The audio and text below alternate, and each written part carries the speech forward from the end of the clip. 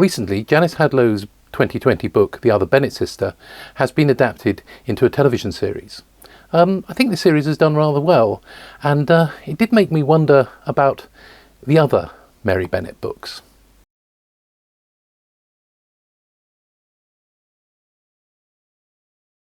Janice Hadlow's book was well received when it came out. It took Mary Bennet from a few years before the events of Pride and Prejudice, through the events of Pride and Prejudice, and into finding her own way through life. And her eventual success in love is largely down to her understanding herself and learning to have confidence in herself and learning to like herself, which in turn makes her likeable to other people. She goes through the possibilities of being a companion to her mother, to Lizzie and Mr. Darcy, to the Bingleys, to the Collinses when they move into Longbourn, and eventually finds solace with the Gardeners. This is not exactly how it is done in the TV series, which brings in the Gardeners and their helpfulness very early and underplays what happens when Mary Bennet finds a soulmate in Mr. Collins. The Mary Bennet of Janice Hadlow's book cleaves quite closely to Jane Austen's Mary Bennet. We see the reasons why she is awkward and somewhat over-pretentious and not really in tune with what other people want to hear. And Janice Hadlow shows us how Mary Bennet eventually escapes her previously awkward self. There are a lot of Jane Austen continuations out there, and Mary Bennet is a particularly fertile subject. As an experiment, I entered the name Mary Bennet into the search in GoodReads and came back with several hundred responses. I went through this list of Mary Bennet books and picked out about 15 that looked interesting. I needed to reduce that number so that I had enough for a reasonably achievable reading project. I decided not to use the GoodReads ratings, but to use the number of ratings. If I made the cut-off just over 1,000, then I'd have 6 books to read. And that's an achievable target. It means that 1,000 people or bots have taken their time on GoodReads to leave a star rating for the books. This doesn't mean that they're necessarily the best books, but at least 1,000 or so people will have read them. A slightly odd thing that might be worth pointing out is that I didn't find any Mary Bennet book before the year 2000. Perhaps this is because the 1995 Pride and Prejudice inspired a lot of people to try a continuation or a retelling of Pride and Prejudice and other Jane Austen books. We start with The Unlikely Pursuit of Mary Bennet by Lindz McLeod from 2025. Lindz McLeod is studying for a PhD in creative writing and is very much a writer who is interested in queer issues. Oddly enough, her Mary Bennet book is seen through the eyes of a different character, that of Charlotte Collins, née Lucas. In this book there hasn't been a little olive branch born to the Collinses, and in fact 4 years after they are married, Mr. Collins dies. Charlotte is left in a somewhat difficult position. If she doesn't want to return to her family in some disgrace, she will have to find herself either an occupation or a new husband.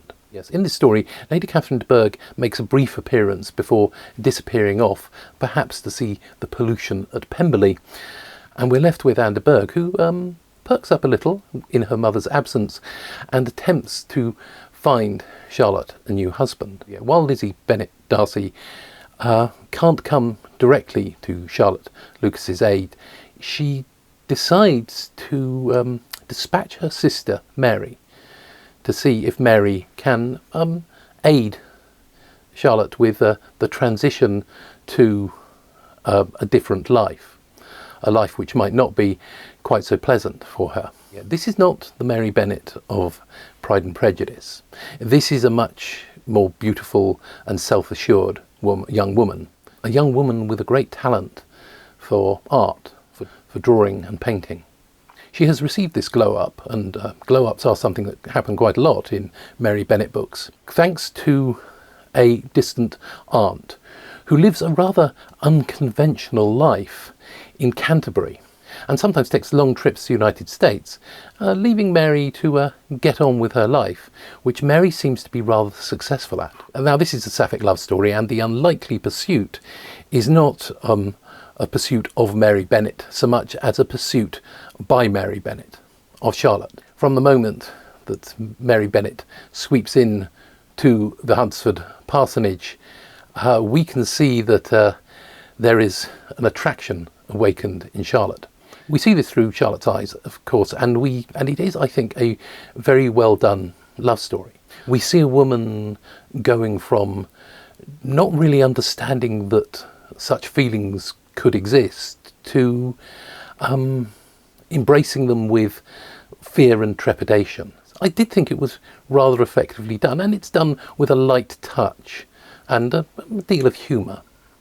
Although, of course, there are some rather serious problems.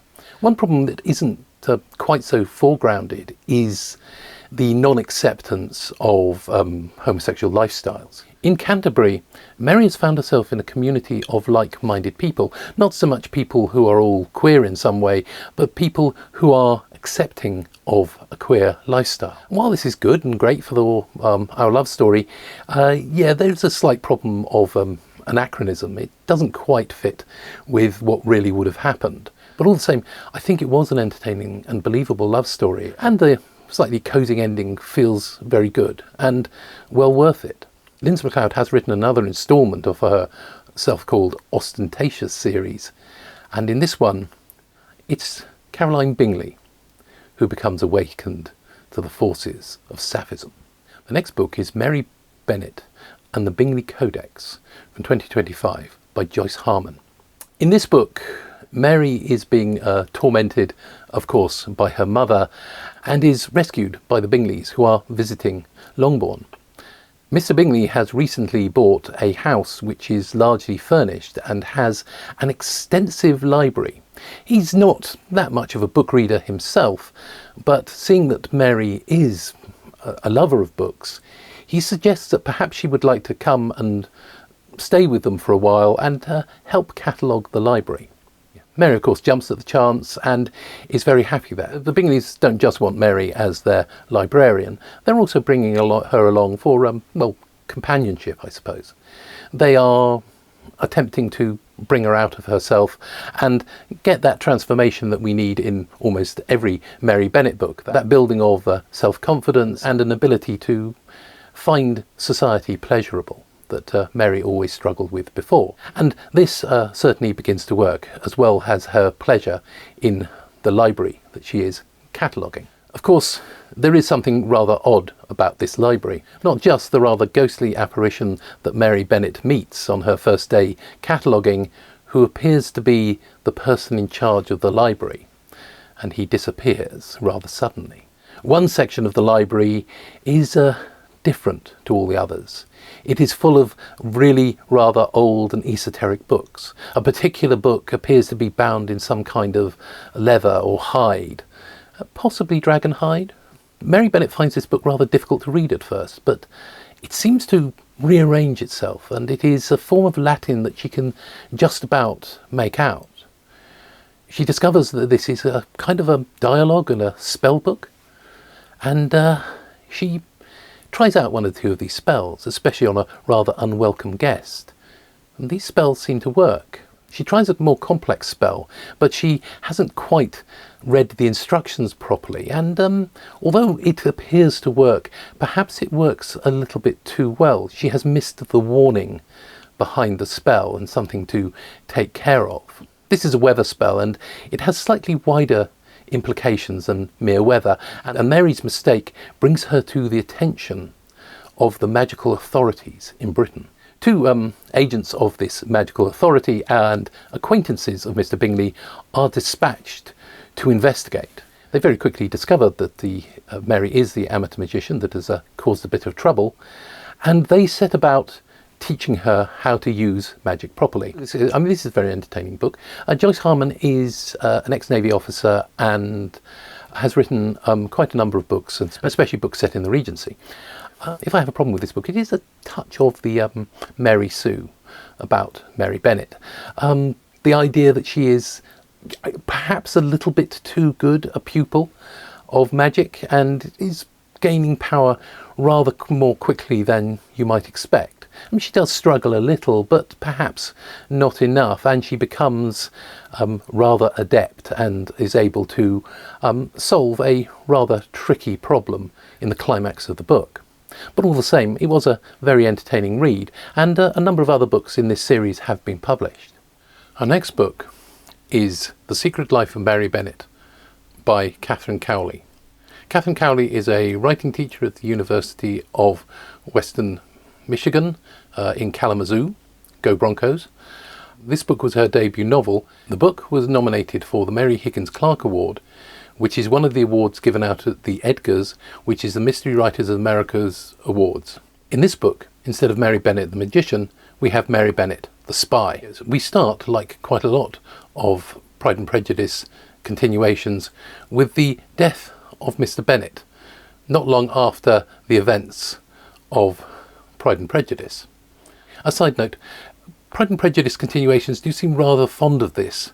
From my reading of Pride and Prejudice, I think Mr. Bennet's got a best part of a decade to sort of head off to Pemberley and visit his favourite daughter on a whim. Killing him off after a year or 18 months seems a bit too sudden for me, but I suppose you do need the upheaval and the Collinses descending on Longbourn to create a large amount of drama. In this book, there are another couple who are descending upon Longbourn, or at least Meryton. They are Lady Trafford and her nephew, Henry Whitrow. Lady Trafford claims to be a distant cousin of Mr. Bennet. They're there to observe the Bennet sisters as much as anything else, and they are particularly interested when Mary Bennet uncovers a thief who has stolen something while the Bennet's worldly goods are being removed from Longbourn. This discovery by Mary and a later attempt by her to apprehend the thief leads Lady Trafford to extend an invitation to Mary Bennet to come and stay with her at Dorrington Castle. This is a large stately home near Goring by Sea. There's a rather odd thing that happens here. Because Mary Bennet is heading off to Goring by Sea, Lady Trafford and Mr. Whitrow start asking Mary what she thinks of the ocean. Now, I realise America is bounded by two oceans, the Atlantic and the Pacific, so maybe an American writer will think in terms of ocean rather than in terms of sea, but British people tend to think in terms of sea, so it's a bit jarring, especially as they're going to somewhere like Goring by Sea. You could also play the game of what would Jane Austen do. She mentions sea in books like Persuasion, Mansfield Park, and also her unfinished novel Sanditon. And I'm pretty sure she only ever says the sea and never the ocean. It's just something feels a bit odd. It takes you out of the story. Once settled at Dorrington Castle, Mary Bennet discovers that Lady Trafford and her nephew are involved in some kind of secret work. But various events make her consider that they might not be doing it for Britain, but for the Emperor across the water. Now it's very clear that Lady Trafford wants to induct Mary into this secret world, but they are slightly rethinking their decision because she has begun to keep secrets from them, largely because of her suspicions about them. Now, I thought this was a really good story and really well told. It's a pretty good book. That is until the entrance of Sir Richard Pickering. Now, there's nothing wrong with Sir Richard Pickering. He's a perfectly well-drawn minor character. He's a kind of the local law enforcement, a magistrate of some kind. He's fine. You know, he's a perfectly good character, as I said. But throughout most of the rest of the book, he is referred to as Sir Pickering. It's about 60 times, about once every 5 pages for the rest of the book, Sir Pickering. If you don't understand why that's a problem, basically knighthoods, the Sir bit of the knighthood, is attached to the first name, not to the last name, or confusingly the surname. Again, if we go back to what would Jane Austen do, In Pride and Prejudice, we have a character called Sir William Lucas, who is referred to as Sir William Lucas until Jane Austen is pretty sure there aren't any Sir Williams lurking about when he's called Sir William. In Mansfield Park, we have Sir Thomas Bertram, always Sir Thomas or Sir Thomas Bertram. In Persuasion, we have Sir Walter Elliot, always Sir Walter or Sir Walter Elliot. None of them are called with the Sir before their last name. We don't get Sir Elliot, Sir Bertram or Sir Lucas. What would Jane Austen do? This is a very minor error, but it is jarring. It's a little bit like somebody flicking their fingers in front of your face every time you see it. It's just annoying. It's that dried pea sticking onto your back no matter how many mattresses you're lying on top of. And there are many ways in which this is deeply disappointing. This book was professionally published, so Katherine Cowley presumably had an editor who should have picked up on this. She had a reading group who helped her beta reading the story, and someone there ought to have picked up on this. It makes me rather depressed for the nominating panel of the Mary Higgins Clark Award, because none of them seem to have picked up on this. One person who did pick up on this was the person who reviewed this book on the UK Audible site, and they found Sir Pickering very jarring too. There are a couple of major annoyances for me. First of all, it's a little thing. You know, Sir Pickering, so what? It oughtn't to bother me, but it does, and it bothers me a lot. And the other thing is that it ruined what is otherwise an excellent book. I thought this was really well written. Yeah, it's got an interesting plot, an interesting dynamic between the characters. There are 2 more books in this series, and they're probably pretty good.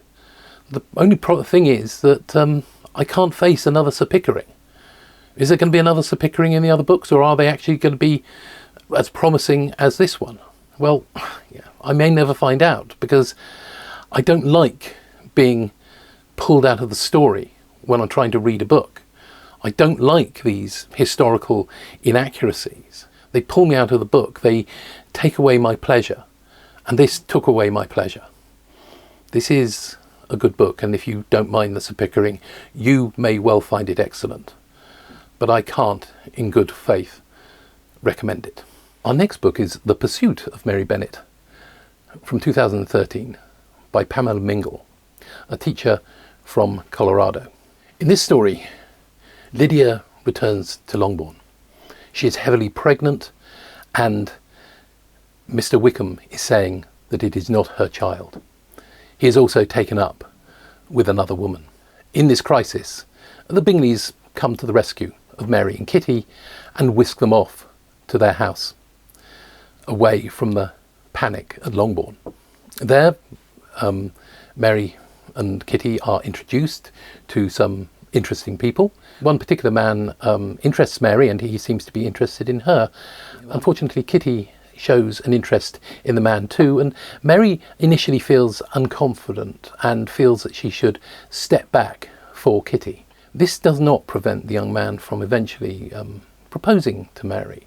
We found out that he has a young daughter, and Mary feels that she has to refuse this proposal, mainly because he can't be sure if it's being done for love or if it's because he wants a companion for his daughter. She is eventually summoned back to Longbourn to help with the birth of Lydia Bennet's child. As one might expect from a selfish creature like Lydia, she initially has a lot of difficulty bonding with her child, but Mary doesn't, and this creates a lot of problems and a lot of drama within the story.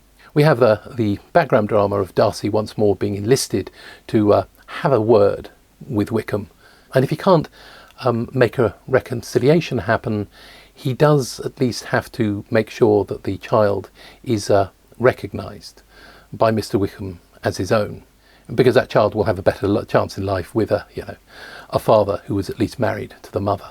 Mary once again sort of grows in confidence through the various events of this book and becomes a much more attractive character. We do get the impression that she's not that bad looking, although she thinks she is compared to her sisters and has therefore lacked any confidence. But with a bit of confidence, she perhaps gets that glow up that Mary Bennet seemed to require.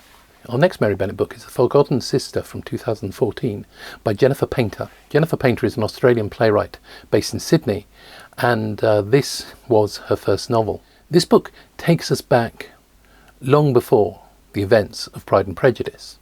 We first meet Mary when she is about 10. She is something of a prodigy on the piano and learns alongside a boy at a local stately home inhabited by a rather dodgy setup.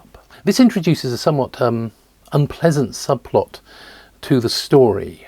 We see the 13-year-old Lizzie Bennet getting groomed by the man of the house, and it doesn't taste or feel right. Now, nothing actually comes of it. Everything is caught before anything particular can develop, and Lizzie doesn't seem to have any ill effects.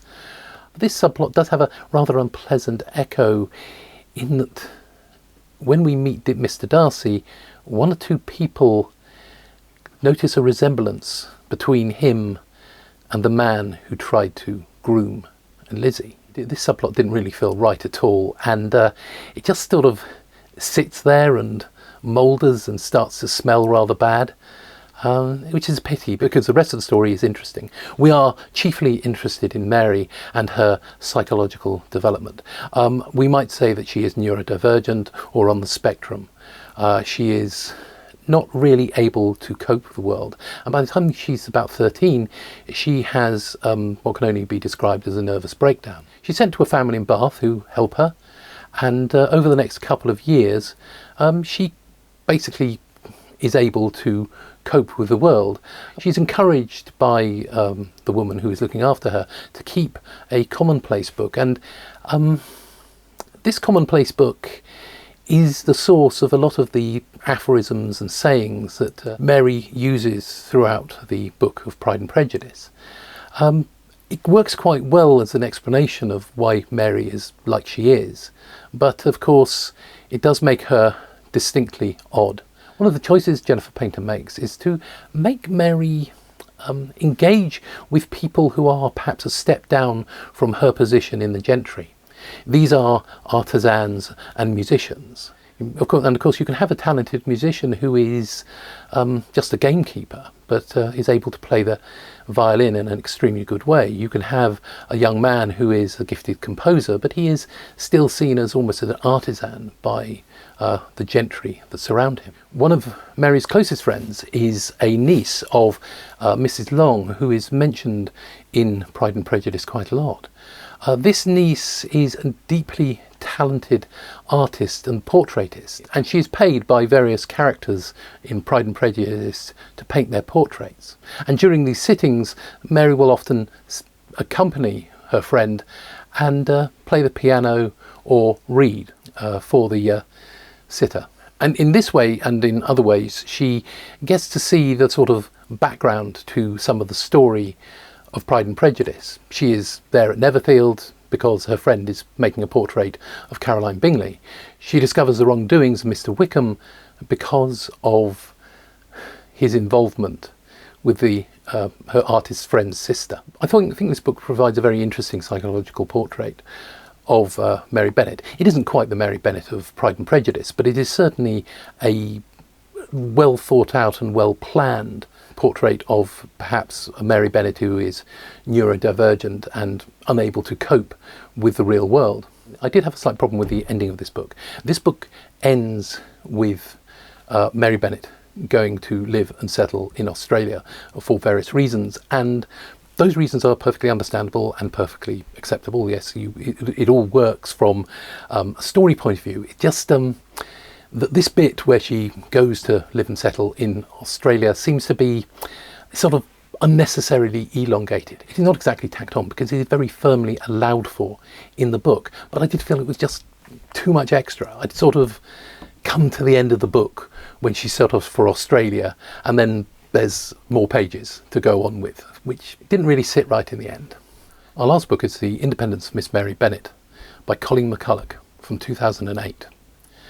This is the most rated book in the list, but actually the lowest rated book in the list as well, getting a rating of 2.99 or something, just about 3. So yes, mid-range for a score out of 5. Colleen McCullough is best known for her 1977 book The Thornbirds. She also in the 1990s wrote a series of books called Masters of Rome. These are praised for their historical accuracy, but some people say that they do sometimes come across as a rather dull history book. But there's no doubt that Colleen McCullough can tell a good story. The pity here is that she takes a chainsaw to the ending of Pride and Prejudice. The book starts about 18 years after the events of Pride and Prejudice. Mr. Bennet has, of course, been knocked off, as you might expect, and Mary Bennet has been living with her mother for the past 18 years. She has received a glow-up thanks to experimental dental surgery and a good skincare regime. I'm not sure if she's used the concoction Gowland, is it, from Persuasion. It is the other sisters who have been mucked around with by Colleen McCullough. Lizzie and Darcy have never gotten well together in bed, and their relationship is slightly frozen. They have had a couple of children, but Darcy has turned into a rather ambitious politician, and his rather studious son isn't quite the ambitious politician that he would like him to be. He also has a rather disturbing factotum who seems to be willing to do the dirty work for Mr. Darcy, and has some kind of hold over Mr. Darcy, or there is some kind of secret between the two of them, which means Mr. Darcy trusts him implicitly to do his work for him. Jane and Bingley's problems are because Mr. Bingley has slaves in the Caribbean and spends quite a lot of time there, possibly with a Creole mistress. Kitty is a widow who has a lot of hangers-on, and Lydia is a drunk. She has possibly lost her husband, Mr. Wickham, to the War of 1812, and she blames Mr. Darcy. It should be pointed out that Colleen McCullough sets the events of Pride and Prejudice in 1795. Now that works because that is the first draft of Pride and Prejudice, First Impressions, was written in about 1796 and set in 1795. It also means that the main action of this book happens in about 1813, which is of course when Pride and Prejudice eventually came out, after some fairly heavy revisions by Jane Austen. We learn that Mary Bennet has a bit of money to her name, not an awful lot, but has been living rather frugally and therefore has a certain amount of savings that she can do something with. She can set herself up in some way with, if she's careful. She can live out her days fairly comfortably. She has become rather interested in the writings of a radical letter writer who writes in a magazine that she reads. This magazine happens to be owned by Mr. Darcy, and the editor is a good friend of Mr. Darcy. Mary Bennet, of course, begins to attract attention. She attracts attention from the lawyer who helps her with her financial questions. She then attracts the attention both of the editor of the magazine and of Mr. Darcy's son. There's nothing dodgy in his interest in Mary. It's more the fascination that sometimes interesting aunts can generate. The letter writer that interests Mary Bennet writes a lot about the poor in the industrial towns of the north, and she decides to go on a progress to see if she can do anything to help, perhaps to do something like build a school. Of course, this infuriates Darcy, and he sends his factotum off to see if he can find her. She is not particularly worldly and does get into quite a lot of trouble, ending up being kidnapped by a mysterious religious cult. Overall, this book is pretty good. I mean, Colleen McCullough can certainly write a book that keeps your attention and keeps you wanting to read, and this is definitely one of them. I could not forgive her for what she did with the ending of Pride and Prejudice, though. I did find it really rather horrific, but in the end, things come kind of right, and in some places there is a degree of fun to to be had in the changes. But there is an awful lot of menace, murder and other mayhem before you get even close to that. I can certainly see why it gets its mixed rating on GoodReads. So that's my small Mary Bennet reading project. I hope some of these books have been of interest. I did feel reading all of them was worthwhile, even if I had some problems with a number of them. But overall, yes, some interesting Mary Bennet's books, and books worth looking out for. And perhaps there are some in the other 15 or 1500 Mary Bennet books that might also be worth looking at. Goodbye.